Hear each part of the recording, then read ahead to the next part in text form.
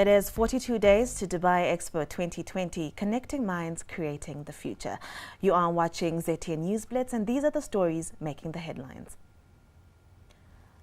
Demand for mining claims quadruples.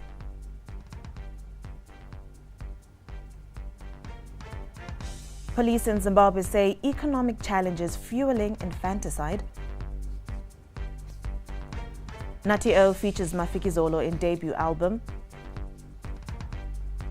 And in sport, Lady Chevrons take on Thailand in second ODI. Demand for mining claims in the country has risen sharply in the past 2 years. In previous years, 2,500 applications were made annually, but this has since changed. Minister of Mines and Mining Development, Winston Chitando, speaks.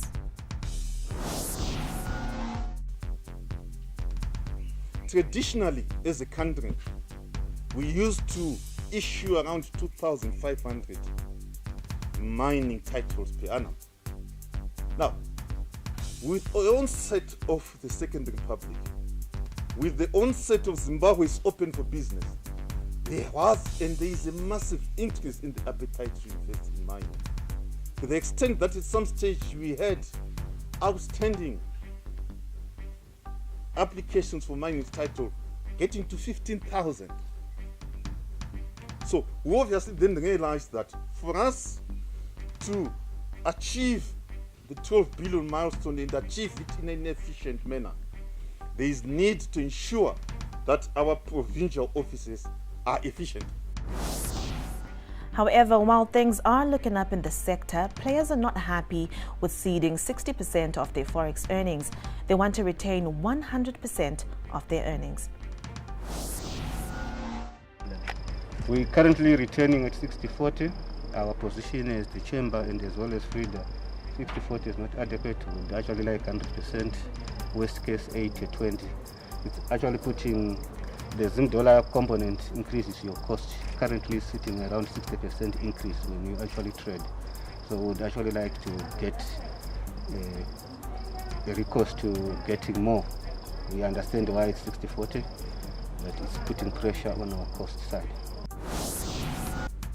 Vice President Dr. Constantino Chiwenga, who is also the country's health and childcare minister, has told local pharmaceutical companies to start producing essential medicines and equipment to reduce the import bill. While addressing the personal protective equipment PPE exhibition, he said disaster outbreaks should present lasting solutions for the country. In reference to the COVID-19 pandemic, Dr. Chiwenga noted this presented an opportunity for the local manufacturers to produce PPE. At the moment, Zimbabwe imports more than 80% of its medicines. I would like to encourage universities involved in this noble national assignment to invest part of the proceeds in research and development for the local production of essential medicines which are currently being imported. Maitaka mari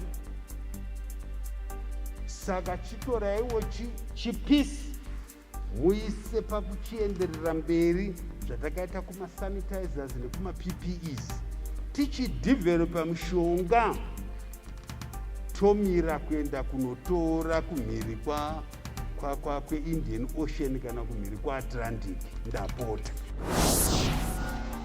Now, authorities in Zimbabwe say the increase in cases of infanticide and forced child marriages in the country is largely due to poverty. Recently, 2 women from Mashonaland Central Province were arrested for infanticide after they gave birth to 2 babies and threw them in a pit and a dam, respectively. In Manicaland, Hatrarame Momberume is facing murder charges following the death of a 15-year-old Anna Machaya, who was his alleged wife. The Form 1 student died while giving birth and was secretly buried at a church shrine, while the girl's parents are also facing justice for misleading the police. Mashonaland Central Provincial Police spokesperson, Assistant Inspector Nathan Liwayo, speaks. The key point that I wanted also to highlight on that one, which is there are several options to deal with economic and social challenges, such as approaching the social welfare or seeking assistance from family members and friends, because most of these infanticide they are caused as a result of maybe some economic and social challenges. In other news, a Chitungiza man, Trust Chiro, aged 44, appeared in court today for defrauding the Zimbabwe Revenue Authority of $83,781 and 26,108 Zimbabwe dollars. Investigators discovered that in January this year, Chiro, in connivance with Forget Muguza, who is still at large and a manager at a freight company known as Enver Freight Services, hatched a plan to defraud the state of import duty by falsely declaring consignments. Muguza fraudulently renewed his company's bond without the knowledge of the directors and unlawfully registered 5 trucks with transit bills purporting they were in transit to Zambia, yet they were destined for Zimbabwe. Between 20 February and 9 March this year, the two cleared the trucks at Badebridge border post, but investigations by Zimra later revealed that the trucks laden with basic commodities was destined for Zambia. 3 of the trucks were intercepted in Harare at Sindoka Shopping Center. Investigators have not yet established the whereabouts of the other 2 trucks. Further investigations also revealed that the South African Revenue Services had cleared the goods as destined for Zimbabwe. Chiro was remanded in custody to a date to be advised. In arts and entertainment news, award-winning dancehall musician Nutty O says he has completed working on his debut album. The dancehall musician has failed for 3 years to deliver an album, but he believes this time he will deliver. ZTN correspondent Takuchi Hambakwe caught up with him while shooting a video with Mafikizolo. Hello Zimbabwe, it's your boy Nutty O, aka Ability Extension, and I'm coming to you from another world. So yes, I featured on a big song. It's a Zandema song featuring me and Klantla from Mafikizolo. Great song, full of substance and everything that you want, and it's coming out soon. You know, for me, it has always been a dream to work with Klantla. You know, I always looked up to her as a musician. You know, she's a great musician and a blessing to the world. So yeah man, the song is coming out soon and we shot a video for it. It's dropping soon. And at the same time, the Mustard Seed album is done. So it will be dropping soon again. This is a beautiful project. I believe, you know, it's been long overdue. All my ABX fans and everybody out there, this is like a national project. So yeah, look out for that. Mustard Seed album on the way. Up next is regional and international news.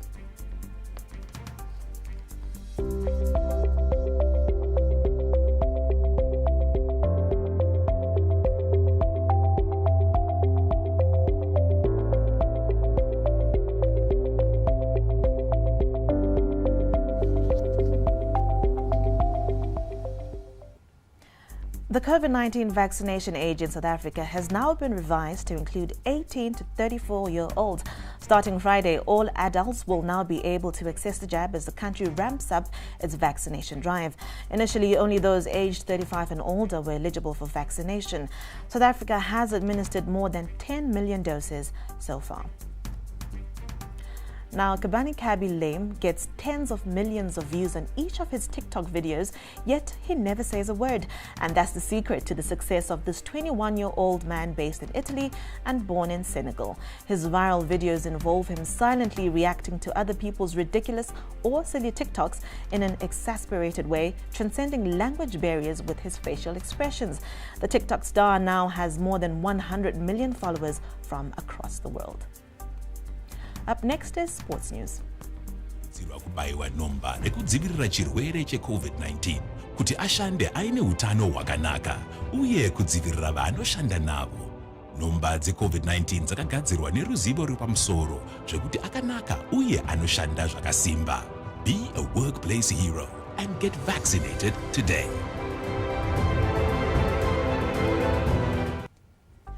The Zimbabwe cricket women's team are taking on Thailand in the second one-day match at Takashinga today.